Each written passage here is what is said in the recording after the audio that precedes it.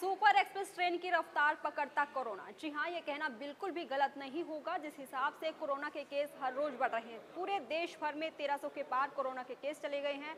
हरियाणा में 21 ये आंकड़ा है और 2 केस जम्मू कश्मीर में भी पाए गए हैं और महाराष्ट्र के ठाणे में एक बुजुर्ग की कोरोना से मौत हो गई है। ये बड़ा अपडेट कोरोना के केसेस को लेकर आ रहा है, जहां लगातार कोरोना रफ्तार पकड़ चुका है। देश भर में 1300 के पार कोरोना के केस चले गए हैं। लगातार ये आंकड़ा बढ़ता जा रहा है। जम्मू कश्मीर में भी कोविड पॉजिटिव पाए गए हैं, जिसमें इनकी संख्या 2 हो गई है और महाराष्ट्र के ठाणे में बुजुर्ग की कोरोना से मौत हुई है। तेजी से लगातार कोरोना बढ़ रहा है और एक्टिव केसों की संख्या 1326 के पार पहुंच गई है। जम्मू कश्मीर में कोविड-19 के 2 मामले सामने आए हैं। दोनों केरल के रहने वाले हैं और श्रीनगर के गवर्नमेंट डेंटल कॉलेज में पढ़ाई कर रहे हैं। महाराष्ट्र के ठाणे में 67 साल के एक बुजुर्ग की मौत हुई है। उन्हें 25 मई को भर्ती कराया गया था। प्रेस रिलीज के मुताबिक उन्हें बीपी और डायबिटीज थी। उन्होंने कोविड वैक्सीन भी नहीं लगवाई थी। वहीं चंडीगढ़ में यूपी के रहने वाले 40 साल के एक व्यक्ति की इलाज के दौरान मौत हो गई है। पंजाब के लुधियाना में काम करते थे और सांस लेने में तकलीफ के बाद मरीज को चंडीगढ़ रेफर किया गया था, जहां उनका टेस्ट कोरोना पॉजिटिव आया था। मौतों का आंकड़ा भी 14 के पार पहुंच गया है। हरियाणा में भी कोरोना लगातार पैर पसार रहा है। 5 नए केस मिले हैं और प्रदेश में अब तक कुल 21 मामले सामने आ चुके हैं। इनमें से 18 केस एक्टिव हैं, जबकि 3 मरीज ठीक हो चुके हैं। कुल 21 में से 10 मरीज गुरुग्राम और 9 फरीदाबाद में मिले हैं। बुधवार को 5 नए मरीज मिले हैं, उनमें भी 3 फरीदाबाद और 2 गुरुग्राम के हैं।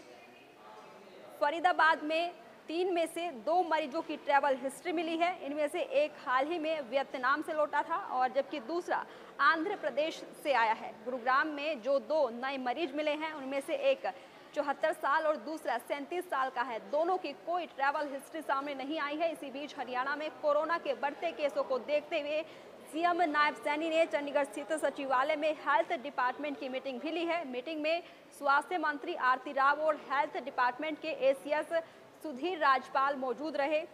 चंडीगढ़ में बुधवार को कोरोना की एक व्यक्ति की मौत हुई है और उनका सेक्टर 32 स्थित गवर्नमेंट मेडिकल कॉलेज में इलाज चल रहा था। 3 दिन से उन्हें सांस लेने में तकलीफ थी। मृतक की पहचान उत्तर प्रदेश के फिरोजाबाद के रहने वाले राजकुमार के रूप में हुई है।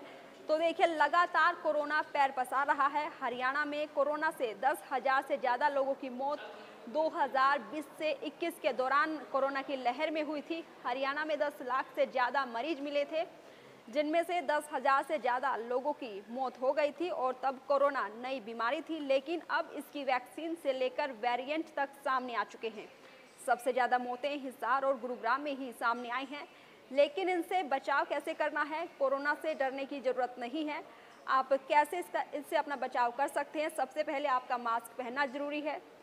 बार बार हाथों को सैनिटाइज करें, सोशल डिस्टेंस बनाकर रखें, भीड़ भाड़ वाले इलाकों से बचें और सफाई रखें। मुंह और नाक ना छुएं, बिना धुले हाथों से आंखों को ना छुएं। हेल्दी लाइफस्टाइल बनाएं और साथ ही जो इसके वो जो वेरिएंट है वो कितना खतरनाक है। JN1 के स्पाइक प्रोटीन में 1 से ज़्यादा म्यूटेशन है और ये इम्यूनिटी को चकमा देकर आसानी से इन्फेक्ट कर सकता है। एक्सपर्ट के मुताबिक ज़्यादा म्यूटेशन के कारण ये ज़्यादा संक्रामक हो सकता है और तेज़ी से फैल सकता है। इसके लक्षण जो हैं वो CDS के मुताबिक अभी ये पता नहीं चला है कि JN1 के लक्षण दूसरे वेरिएंट और सब वेरिएंट से अलग हैं या नहीं। और भारत में लोग पहले ही ओमिक्रॉन वेरिएंट समेत कई सब वेरिएंट के संपर्क में आ चुके हैं। उन्हें वैक्सीन भी लग चुकी है, इसलिए नए वेरिएंट से गंभीर बीमारी का खतरा नहीं है। लेकिन नाक बहना, खांसी, बुखार, सिर दर्द और गले में खराश, उल्टी दस्त लगातार हो तो आपको कोरोना का चेकअप जरूर कराना चाहिए। तो आप कोरोना से घबराएं नहीं, बल्कि बचाव करें।